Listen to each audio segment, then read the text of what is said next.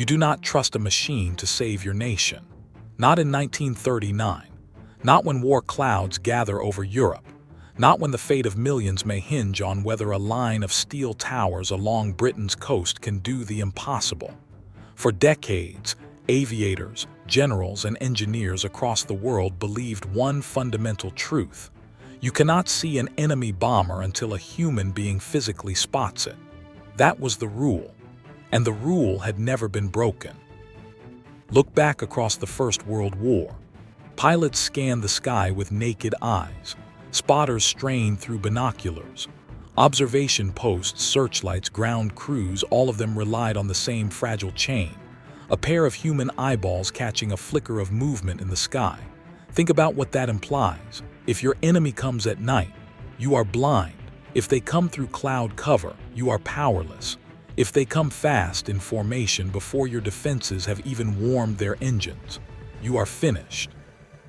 Germany knew this. Their Luftwaffe planners believed it down to their bones. Aerial warfare was a game of speed, altitude, surprise, and whoever saw the other man first won. So when whispers reached Berlin about Britain building radio towers along their coastline, the reaction was a smirk. Chain home, they called it, almost sarcastically. A chain. Rudimentary, primitive, laughable technology that couldn't possibly shape real war. German reconnaissance pilots flew past those strange 350-foot steel masts and shrugged. Their intelligence officers dismissed them as crude transmission stations, outdated even before the war began. Early radar, they claimed, was too slow, too inaccurate, too unreliable to matter. Besides, how could a machine detect dozens of aircraft at once? How could invisible waves pierce night and weather? How could Britain, supposedly behind in aviation science, leapfrog the Reich? It defied the rule. But in 1940, as the Luftwaffe prepared to crush Britain in a matter of weeks, one man inside Fighter Command would witness the moment that rule shattered, and Germany would learn, in shock and disbelief, that the joke radar they ignored was about to expose every night raid they launched. And that man was Squadron Leader Robert Renwick, watching from the dim glow of the ops room as impossible dots began walking across a cathode screen, long before German pilots themselves knew they'd been seen. Robert Renwick was 31 years old when the world slid into flame. A quiet man by nature, analytical to a fault, with the lean posture of someone who lived more in his mind than in his body. He wasn't a daredevil pilot or a headline-grabbing ace. He was something far more important to Britain's survival, a controller, a conductor in the vast, invisible orchestra of Fighter Command. Renwick lived in the shadows, underground operations rooms, plotting tables, radio nets, filtered intelligence lines. While Spitfires and Hurricanes carried the glory, men like Renwick carried the burden of deciding where to send them, when to commit them, and how to ensure they survived. And in the early months of the war, he carried a gnawing fear. Britain had no chance if Germany could attack unseen. The Luftwaffe outnumbered RAF Fighter Command nearly 3-1 in combat aircraft. Their bomber fleets were seasoned from years of combat in Spain. Their pilots trained relentlessly in formation strikes. Their command systems were modern, synchronized, disciplined. Britain was unprepared. The nation had 52 fighter squadrons on paper, many incomplete, some under strength, some still flying outdated Gloucester Gladiators. Radar was spoken of only in hushed tones, top secret, experimental, temperamental. Even within the RAF, many doubted it. And yet, Renwick believed. He had seen early trials. He had watched crude returns blossom into recognizable signatures. He had witnessed operators track a single test aircraft from 90 miles away long before any human observer could have spotted it. But promise isn't proof. The real test would come when Germany made its move. That moment arrived in the summer of 1940. Hitler, fresh from conquering France in 6 weeks, prepared the next phase, eliminating Britain's air defenses. Without air superiority, Operation Sea Lion, the invasion of the British Isles was impossible. And so the Luftwaffe began shaping raids, probing defenses, sending small formations along the southern coast. This was the crucible in which Renwick and Chain-Holm would either vindicate themselves or be exposed as a national delusion. On the evening of August 11, 1940, as twilight bled into darkness, Renwick took his position in the control room of 13 Group, overseeing northern approaches to Britain. The air was stale. Cigarette smoke drifted under the low lights. WAAF plotters clustered around the table with brooms in hand. And then a faint signal, barely a blip. A technician leaned forward, adjusting a dial. Another return appeared, then another, small, distant. Maybe 120 miles out over the North Sea. No observer reported anything. No sound reached the coast. No aircraft silhouette broke the horizon, but Renwick's heart quickened. If Chain-Holm was right, a German night raid was forming, and they could see it long before the Germans believed detection was even possible. He watched the line of return strengthen, multiply, converge. This was it. The moment Germany's ironclad rule, "You cannot detect a bomber before the eye sees it," would break.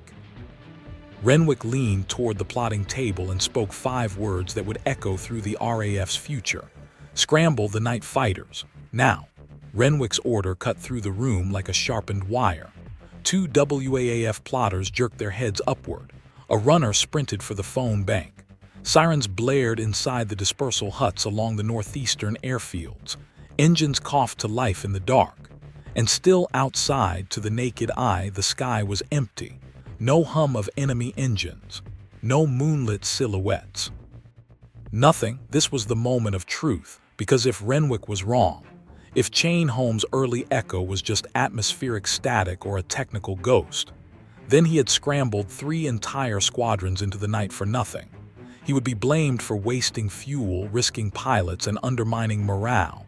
But Renwick didn't hesitate. He couldn't. You're standing beside him now, feeling the tension pulling at the air like stretched piano wire. He doesn't blink. His jaw tightens. He watches each new blip walk inward across the screen, growing stronger as the Luftwaffe crosses the 110-mile mark. "Vector 12-0, he calls out. "Angels 10. Intercept in 15 minutes. Night fighters, Defiance and Hurricanes lift off from Acklington, Dishforth, and Catterick. Their propellers beat the darkness. Their pilots climb into a void lit only by cockpit lamps and faint moon haze. They fly toward an enemy they cannot see, but Renwick sees them. That is the revolution Germany never imagined. Meanwhile, over the North Sea, German bomber crews fly with perfect confidence. The raid comes from KG-26, a formation of Heinkel He 111s. Their commander, Oberstleutnant Werner Jonk, believes Britain is blind at night. Their intelligence reports said early British radar struggled to detect formations at low altitude, at long range, and especially after sunset. And so, with engines humming at 2,200 RPM, the bombers cruise at 8,000 feet, planning to hit the industrial town of Sunderland. It should be an easy run, minimal resistance, predictable searchlights, a few outdated fighters, if any. Jonk leans back in his seat, glancing at the map clipped to his knee board. They are still 80 miles out, still invisible, still safe. He has no idea that in a dark room across the sea, a quiet British controller has already plotted his entire approach with mathematical precision. No idea that RAF fighters are climbing toward him from below and behind. No idea that his undetectable night raid became detectable the moment it left Denmark. Back in 13 Group, tension coils in Renwick's chest. Chain-Holm is performing beautifully, but this is a different test. Detecting aircraft is one thing. Guiding night fighters into the right patch of sky is another. The RAF has no airborne radar yet.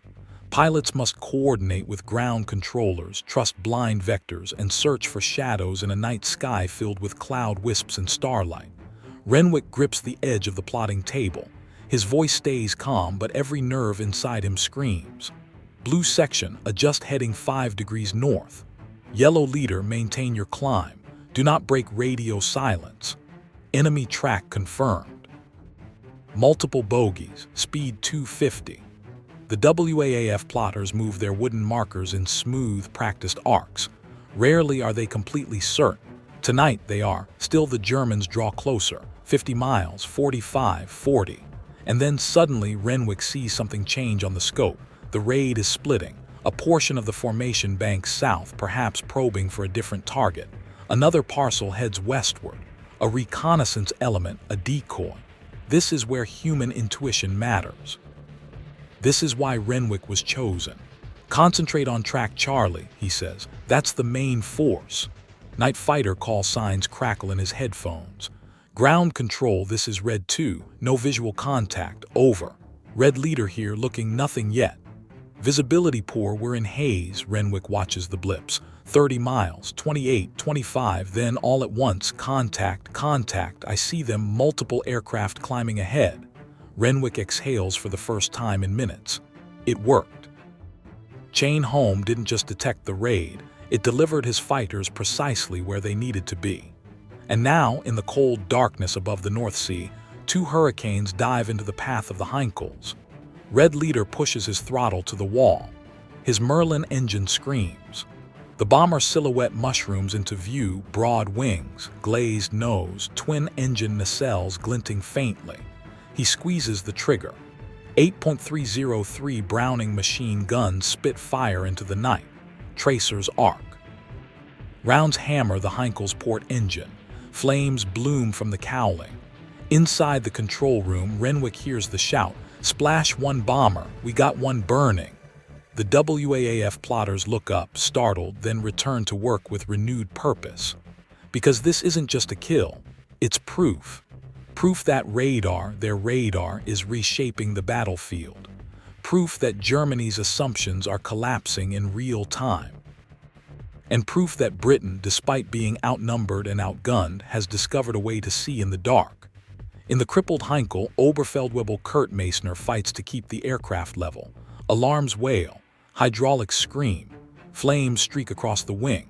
He gasps a question every German bomber crewman will soon ask. How did they find us? They were still 40 miles out. The British should have been asleep, unaware, blind.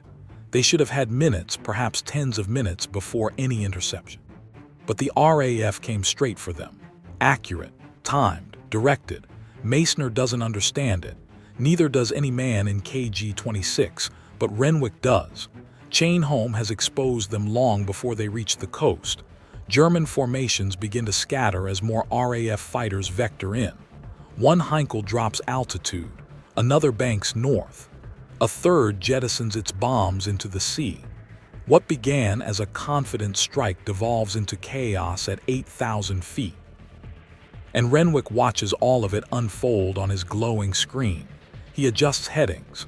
He shifts squadrons. He keeps the interceptors flowing. With every decision, he tightens the noose. The Luftwaffe, for the first time, is being beaten at its own game. Timing, coordination, control. You can almost hear the cracking sound as Germany's assumption, the rule they'd lived by, begins to break apart. This is only the beginning. Because Renwick will soon guide an interception so precise, so improbable, that even he questions whether it can work. A raid the Germans believe is invisible.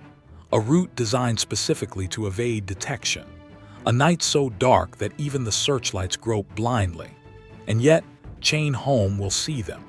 And Renwick will direct fighters into a perfect collision course with an enemy that has no idea it has already been found.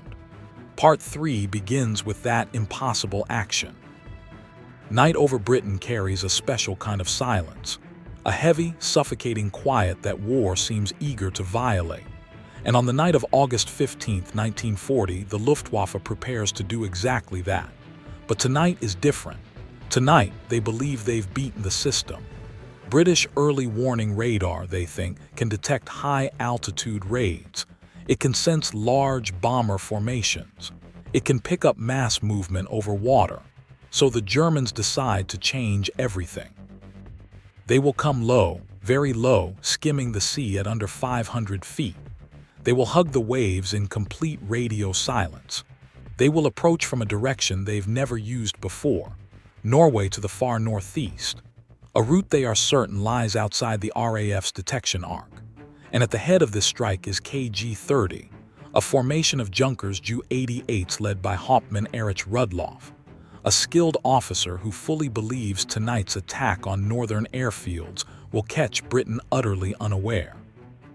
But in a dim operations room in 13 Group, Robert Renwick stands ready, because tonight he will witness the moment Chain Home performs the impossible. Just after 21:40, a radar operator at the remote station of Trinidad near Scarborough leans forward. He sees something, a faint arc, barely a smear on the screen. Altitude almost nil, speed unusually high. This shouldn't be possible. Chain Home wasn't designed to see aircraft this low. Every textbook says the sea clutter should swallow a target like this whole. And yet the mark moves, steady, deliberate, like wolves pacing along the edge of the coast. The operator hesitates, then he calls it in. 2 minutes later, the filtered plot reaches Renwick's table. He stares at it. A low-altitude raid from the northeast. This defies all Luftwaffe patterns, all logic, all intelligence reports. But Renwick trusts the system. He trusts his operators. And he trusts those faint, unsteady returns. Mark it, he orders. Track Bravo confirms speed and vector. A WAAF plotter slides the counter across the map. Renwick's voice hardens. Scramble 3 squadrons. This is no training flight. This is the impossible action. Because if the Germans are truly flying at 500 feet, Renwick has minutes, not tens of minutes, to intercept. The coastline is only 90 miles away. At 260 miles per hour, KG-30 will cross it in 20 minutes. That isn't enough time for a slow climb or a leisurely vector. Everything must be perfect. Renwick keys the mic. Blue leader, scramble immediately. Climb to Angels 12, head due east. Green section, launch and hold at Angels 10. Prepare for course correction. Red flight, remain on standby for intercept support. Engines roar across northern England. Pilots sprint to their fighters. Merlin engines crack open the night. And still outside there is nothing. No sound of enemy engines, no visual confirmation, no eyewitness reports. Just those faint blips creeping toward the shore like phantoms. This is the moment when commanders break, when they lose nerve, when they call off the intercept for lack of certainty. But Renwick, he doubles down. Radar return strength increases as KG-30 closes in. Renwick begins the timeline, 20 miles out.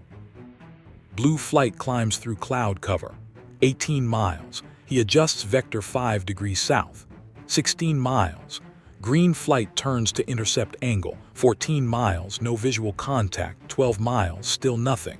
Renwick tightens his grip on the table. Is he wrong? Has the sea clutter fooled them? Are his men climbing into empty sky? 10 miles. The blips intensify. 8 miles. Germany races toward landfall. Keep climbing, Renwick calls. They're coming up on your nose any second. 6 miles. Nothing. 4 miles. Still nothing. His heartbeat hammers at his ribs. Something flickers in the back of his mind, the shadow of doubt that could destroy everything. But then 2 miles. A shout cracks across the radio. Contact, multiple aircraft dead ahead. Renwick doesn't smile. But the tension drains from his shoulders like sand from a bucket. Chain Home has seen low-level raiders that were supposed to be invisible. It has plotted their altitude, their bearing, their speed. And now his fighters are exactly where they need to be. Gregory Shaw, blue leader, pushes his Hurricane into a shallow dive.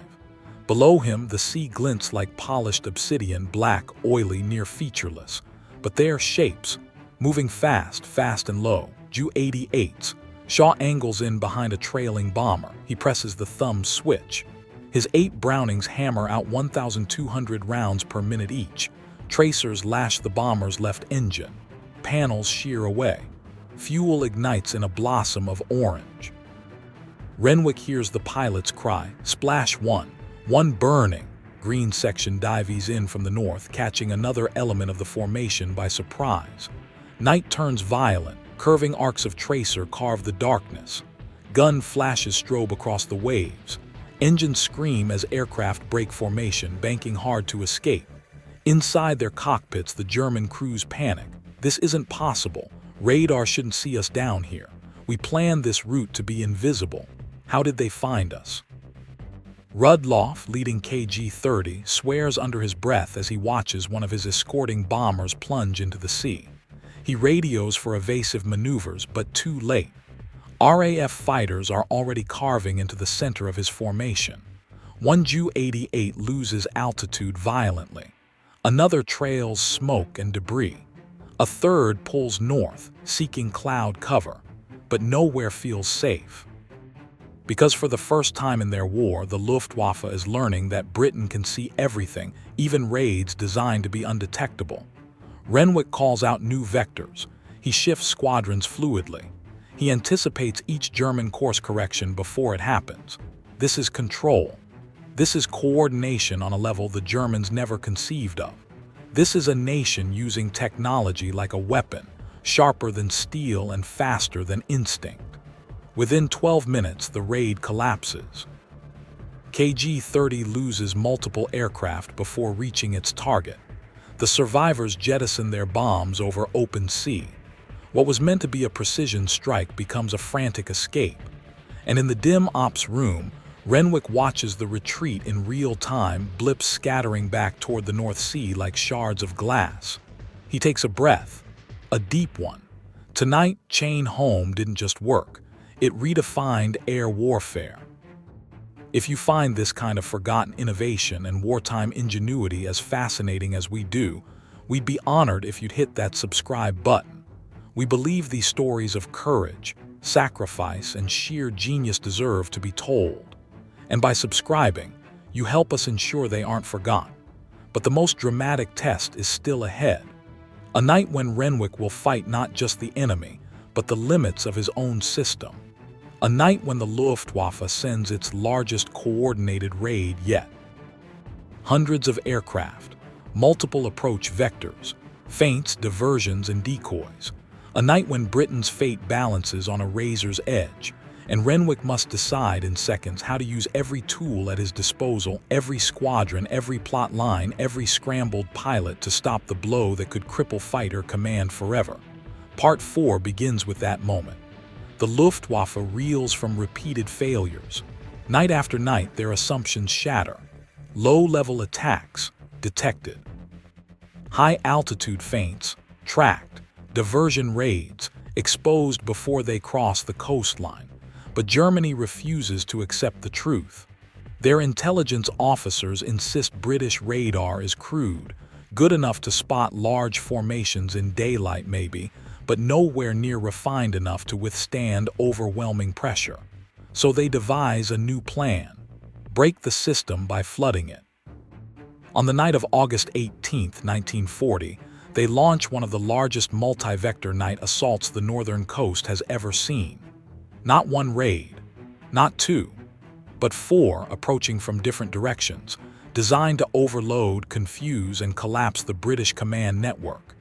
If Chain Home fails tonight, Britain could lose the airfields that anchor its northern defenses, and with them, the ability to protect industrial production, ports, and inland cities.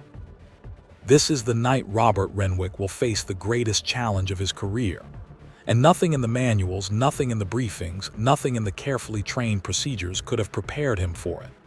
At 22:07, the first faint returns appear on the screen. A small group of fast-moving aircraft. Direction northeast. Speed approximately 270 miles per hour, probably Ju-88s again. At 22:10, another set appears. Direction east. Altitude medium. Closer, stronger, possibly He-111s, a heavier bomber force. At 22:14, a third, direction southeast, altitude unclear, speed erratic.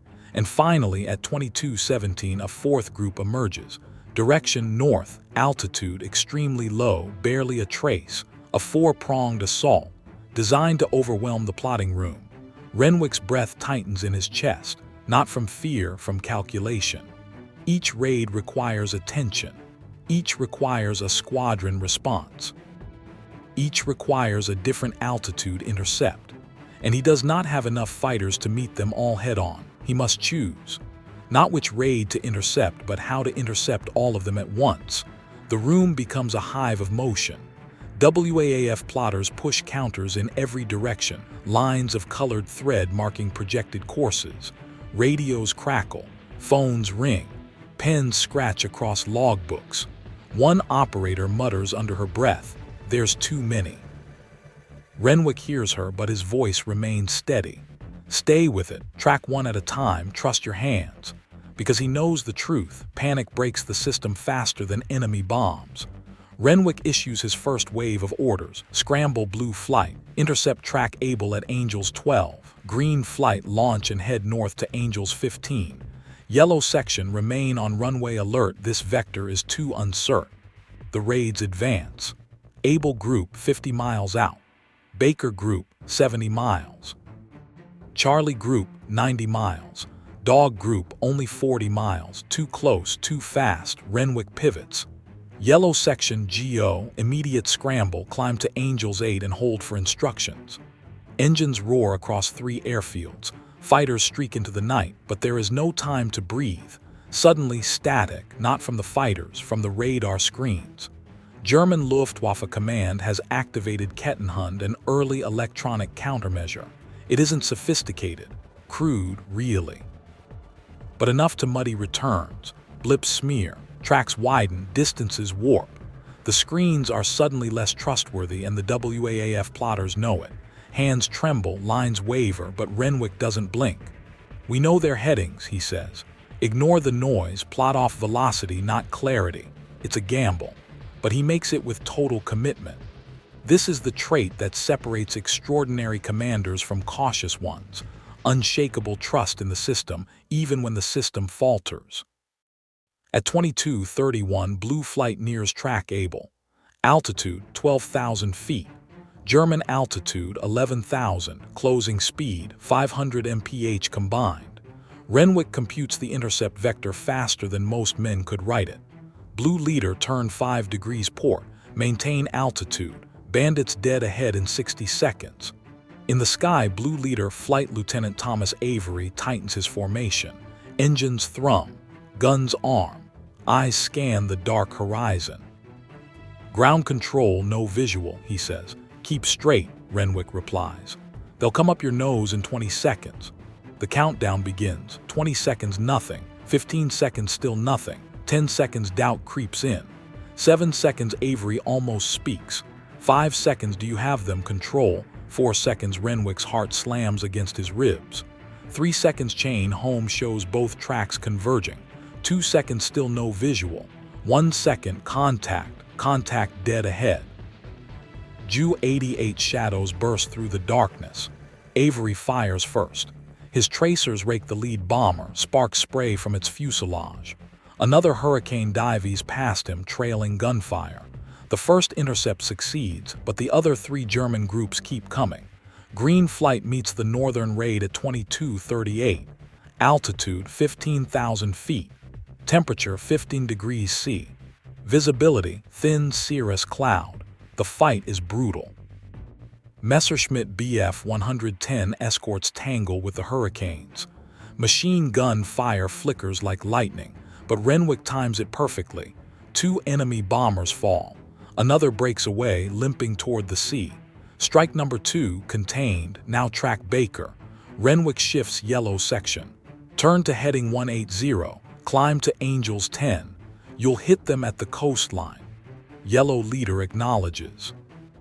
5 minutes later, they smash straight into the Heinkel formation as it approaches land, a point where the bombers least expect contact. Strike number 3, blunted, but one remains. Track Dog, the low-altitude raid. The one coming in beneath chain home's optimal coverage. A formation of Do-17s, flying only 300 feet above the waves. The kind of raid that should be invisible. The kind of raid that could devastate northern airfields. And this time, Renwick has no fighters left to scramble. He studies the map. All squadrons are engaged or refueling.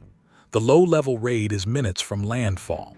If the Do-17s cross the shore, they will find unlit airfields, resting crews, and ammunition dumps vulnerable. He needs a solution. Now. And then he finds it. A single squadron, 72 Squadron, has just returned from a patrol, pilots still in their cockpits, engines still warm, fuel still in their tanks. They can launch in under 90 seconds. Renwick doesn't hesitate. All stations scramble 72 Squadron, immediate intercept. Vector heading 085, climb to Angels 6 and prepare for steep dive. The room erupts with motion. Pilots run, ground crews sprint, Merlins roar to life. Renwick watches the ticking clock. The Do-17s are 22 miles out, then 20, then 18. Faster, he whispers. Get them up faster. A controller cannot pray. But Renwick comes close. 72 Squadron lifts off, and Renwick gives the order, full throttle, you're going to meet them head on. This is the climax of the impossible action. A head-to-head intercept against a raid that should never have been detected, let alone stopped. What happens next will shock even the Germans, and more importantly, it will change the Luftwaffe's entire strategy for the rest of the war. Because after tonight, Germany will finally understand.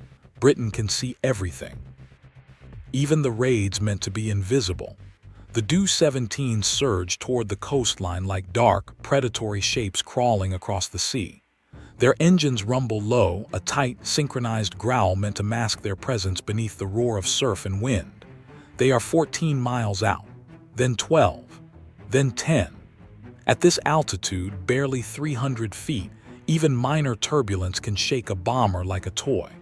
Their pilots grip the yokes tightly, eyes straining forward, expecting an easy run. Their intelligence officers assured them, British radar cannot see you down here. But Robert Renwick has seen them, and now he must direct the intercept that will define his career. 72 Squadron barrels toward the incoming bombers at full throttle.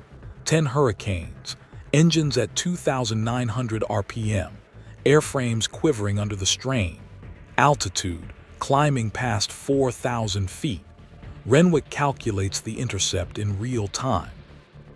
Distance to contact, 18 miles, closing at a combined speed of nearly 500 mph. He issues the vector. 72 Squadron, turn 10 degrees starboard. Prepare to dive through Angels 5. Enemy at your 11 o'clock low. In the cockpits, pilots can see only blackness. No silhouettes. No glints of metal, just horizonless dark. But they trust the voice guiding them. And Renwick, he trusts the faintest radar return more than most men trust their own eyes. Renwick watches the blips converge. He begins quietly counting down, not for the room, but for himself. 20 seconds. The WAAF plotters lean in, hands resting lightly on their sticks, terrified to disturb the map. 15 seconds. The Do-17s crest a small swell in the ocean, just enough altitude shift to strengthen the radar echo. Renwick sees it. He adjusts instantly. Blue leader drop 1,000 feet and hold.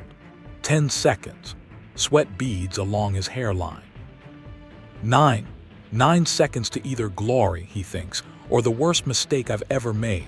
7. Nothing on radios, fighters still blind. 5. He feels the room freeze. 4. The German raid is seconds from crossing the shore. 3. Still nothing. 2. He grips the table. 1. A scream fills the headset. Contact low, multiple bandits. Renwick slams a fist against the map table, not in triumph, but in release. The tension finally breaks. Engage at will. And the sky erupts. 72 Squadron dives hard, an almost vertical plunge from 6,000 feet to 3,000. Pilots pull back at the last second, leveling out just above the waves. Ahead, the Do-17s materialize as faint silhouettes, dark shapes gliding across the sea foam like shadows detached from their owners. Hurricane gunports spark to life. 8.303 Brownings from each aircraft pour fire into the German formation. Tracers burn across the night.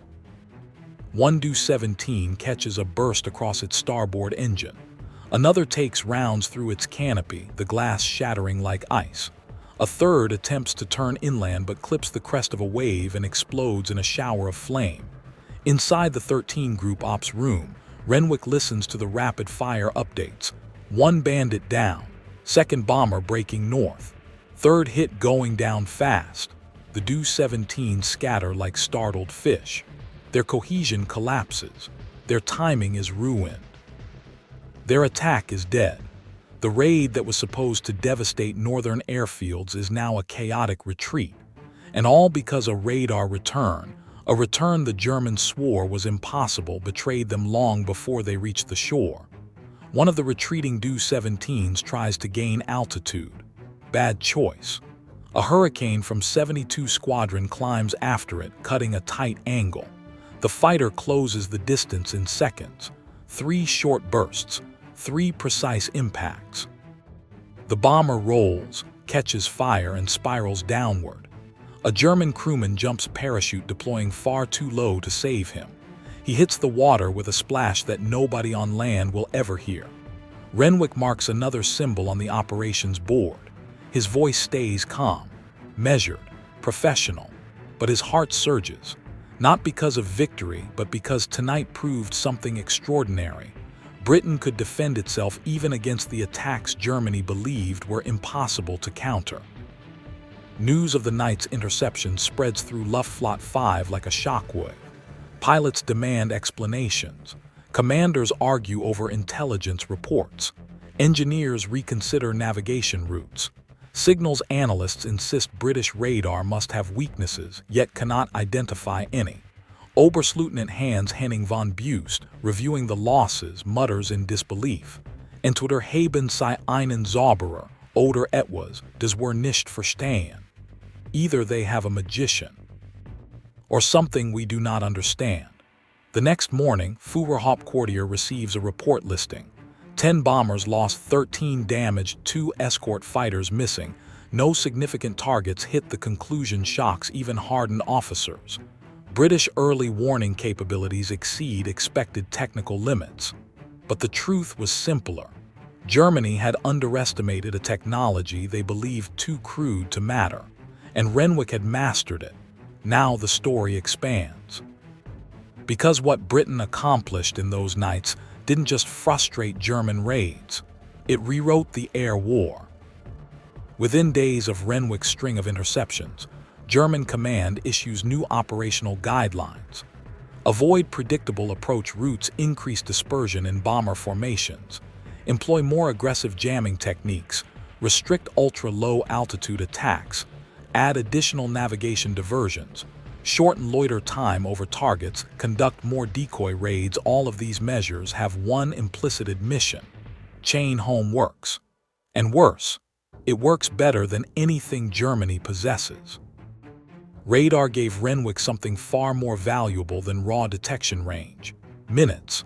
Those minutes meant pilots could sleep instead of spending entire nights on cockpit alert. Aircraft could be refueled before an inbound raid, not during. Ammunition crews could load every gun. Maintenance personnel could complete repairs. Commanders could pick the exact moment to commit their limited squadrons. A single bomber raid required hundreds of separate British actions, all synchronized. Before radar, impossible. After radar, achievable. Before chain home, Germany expected 1 bomber lost per 100 sorties. After the northern interceptions, the number rose to 4 bombers lost per 100 sorties, a quadrupling. Not because British fighters suddenly became more skilled, but because British fighters were finally in the right place at the right time. And that changed everything. The victories came at a cost. Lives were lost. Aircraft crashed. Young men died in coastal waters or burned on runways. But Renwick's decisions, and the system he trusted, ensured that Britain survived long enough to fight on. Part 6 will explore what happened to him after the war, how chain home shaped the future of radar worldwide, and why this story matters now more than ever. At dawn, when Renwick finally steps out of the operations room, the sky is streaked with the faint gray of a new day. His eyes sting from fatigue. His uniform smells of cigarette smoke, sweat, and stale coffee. His legs tremble from standing nearly 8 straight hours, but he knows what he's just witnessed, what he's helped engineer, what history will never fully grasp. Chain home wasn't a wall of steel. It wasn't a line of guns. It wasn't even a weapon in the traditional sense. It was time. And time in war is the rarest and most precious resource a nation can possess. Renwick walks past a group of WAAF operators, some barely 19 years old, their faces exhausted but glowing with pride. One of them whispers, "Sir, we saw everything." He nods gently. "Yes, you did." Before diving into the legacy of Chain Home, you must understand this. Its triumph wasn't just a matter of technology or mathematics. It lived and breathed because of people. People like plotter Margaret Lee, aged 20, a quiet farm girl from Yorkshire who had never seen an airplane up close until she joined the WAAF. Her hands guided the wooden plotting sticks across the map table each night. Precision mattered. 1 inch off could misplace a formation by 5 miles. That night, she stayed past her shift, refusing to leave as 4 German raids converged. Radio telephone operator Alice Morgan, aged 22, her voice carried the vectors to pilots who trusted her words more than the stars in the sky. She spoke clearly, calmly, even when fighters reported damage, flames, or loss of formation. Pilots often said her voice alone kept them alive. Flight Lieutenant Thomas Avery, aged 25, Blue Leader, the man who scored the first interception of the night. He landed at 04:10, frost caking his flight suit, exhaustion pulling at his eyelids. He would later write in his diary, "We flew into darkness and found an enemy who thought he was invisible. Someone on the ground saw for us. He guided our hands." These are the names history tends to forget. Renwick never did. After the Battle of Britain, Renwick continued serving with Fighter Command. In 1941, he was promoted to Wing Commander, tasked with refining radar fighter coordination procedures, the very systems he had helped prove under fire. He later supervised integration of GCI, ground-controlled interception, radars, which allowed even more precise tracking of enemy aircraft, especially at night and at low altitudes. By 1943, Renwick had transitioned into a senior planning role, shaping RAF air defense doctrine across the entire British Isles. Quiet, analytical, unassuming, he never sought publicity, rarely gave interviews, and avoided the spotlight. After the war, he worked as a consultant for early civilian aviation radar systems. He died in 1984 at the age of 75, survived by 2 daughters who would later say, "Our father didn't talk much about the war, but he believed radar saved Britain, and he believed it because he saw it with his own eyes."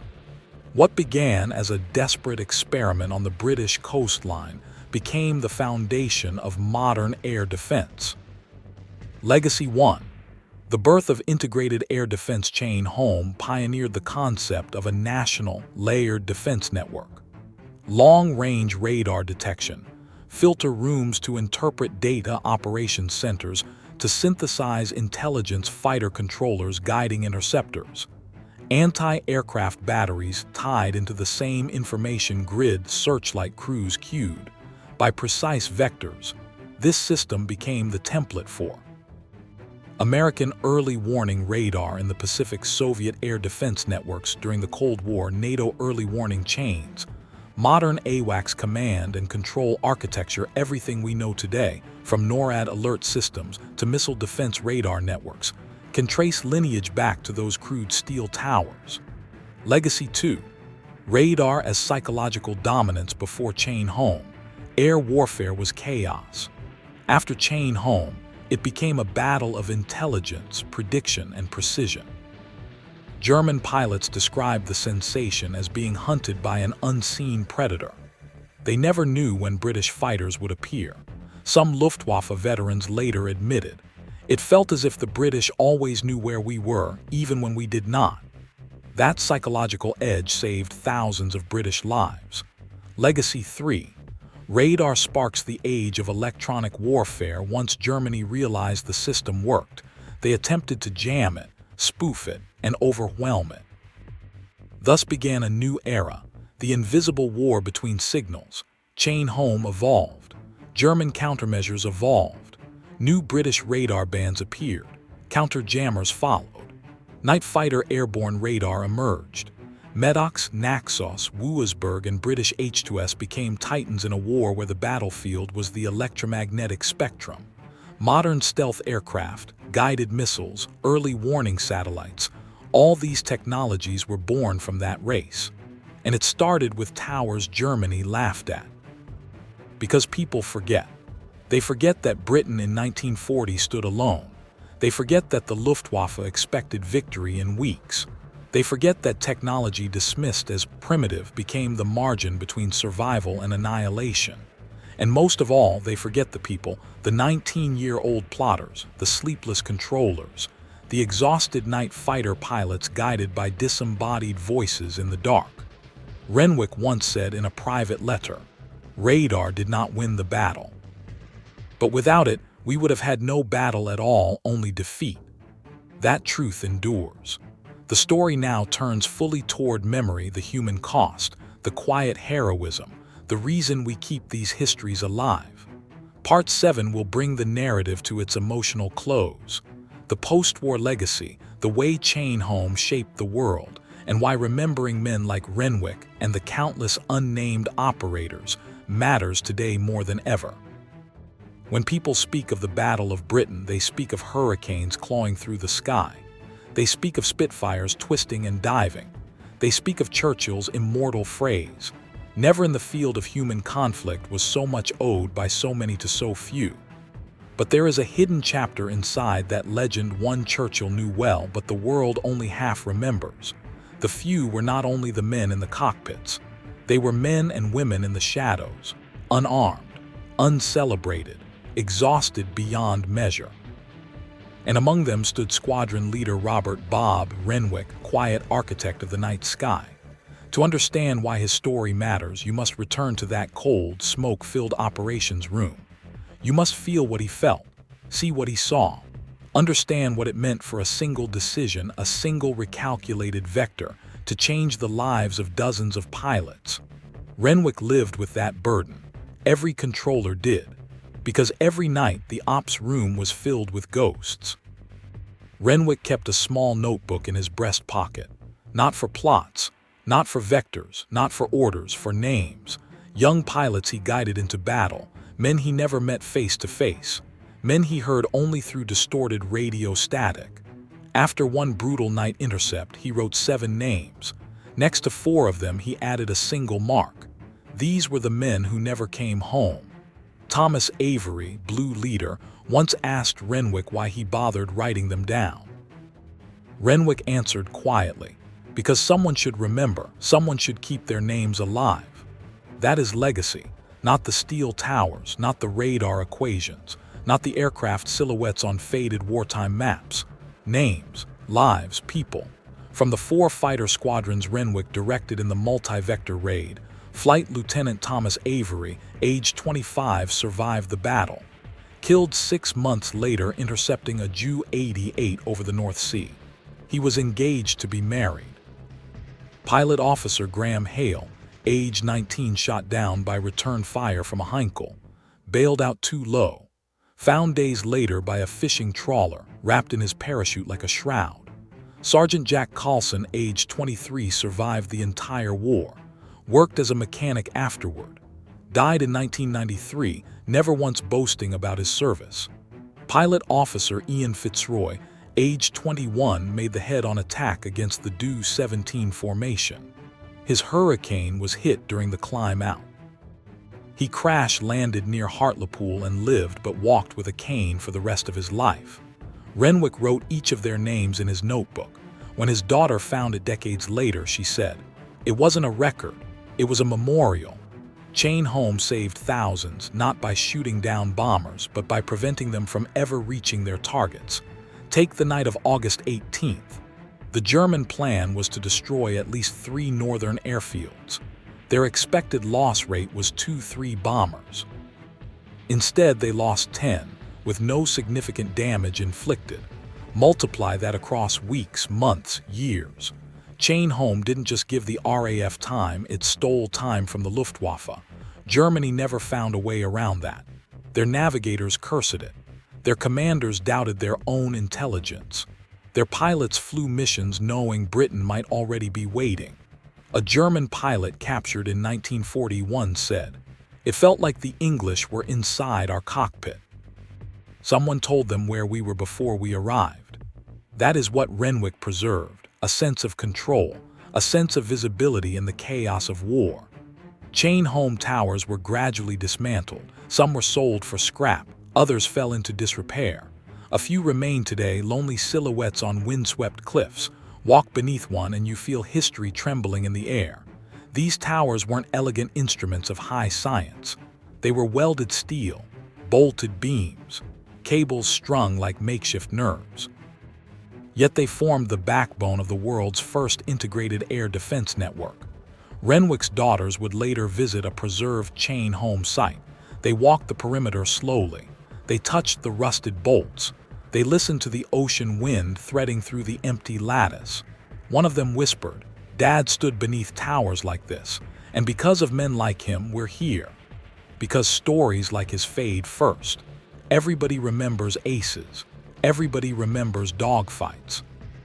Everybody remembers explosions, victories, defeats, but the quiet brilliance, the unseen labor, the men and women who kept their heads while entire nations trembled.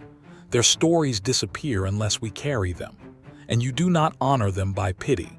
You honor them by clarity, by understanding how close Britain came to collapse, by understanding how easily Germany could have crushed the RAF, by understanding how a joke radar system, crude, awkward, doubted by friend and foe alike, became the shield that protected a nation standing alone. Renwick didn't invent radar. He didn't design the towers. He didn't build the transmitters or calibrate the receivers. But he did something equally vital. He trusted it. When others doubted. When Germany mocked it. When its returns were faint and fickle. When lives hung on every vector. His faith in that system allowed British fighters to appear in the right place at the right time, again and again and again. That is leadership. Not drama. Not glory. Just unwavering discipline. And that is why his legacy matters now. To this day, Britain's early warning network lives on in the form of modern integrated air defense systems. Every radar sweep, every controller's vector, every intercepted threat, all of it stands on the shoulders of those crude towers facing the North Sea. When you hear the hum of an airport radar, when you see a weather scan on the evening news, when a missile defense system locks onto a distant target, you are witnessing the grandchildren of Chain Home. And by telling Renwick's story, you keep that lineage alive. You remind the world that innovation doesn't always look sleek or futuristic. Sometimes it looks like rusty steel on a cliff. Sometimes it sounds like the steady voice of a controller at 3 a.m. Sometimes it feels like holding your breath as two blips converge on a screen. And sometimes it looks like a man writing names in a notebook so history won't forget them. Dawn breaks over the North Sea like a slow exhale, washing the horizon in pale silver. The war is far from over, but for one fleeting moment in 1940, Britain stands unbroken. The fields, the towns, the airfields, all still here. The people, tired, anxious, afraid, still endure. And in the quiet after the night raids, Squadron Leader Robert Bob Renwick walks the perimeter of the operations compound, coat pulled tight against the damp morning wind. He's too tired to feel proud, too alert to feel relieved. But somewhere deep inside him burns a truth he can't yet articulate.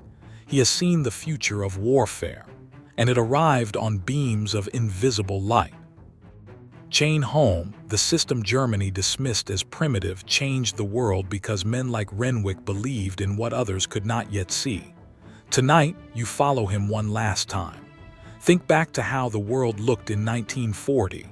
Germany controlled nearly all of Western Europe. France had fallen. The Low Countries crushed. The skies over London darkened with smoke. Yet on the cliffs of Britain, Stretching from the Isle of Wight to the Firth of Tay, stood towers of welded steel, humming with radio waves that reached farther than any lookout's eyes. They saw what Germany could not hide.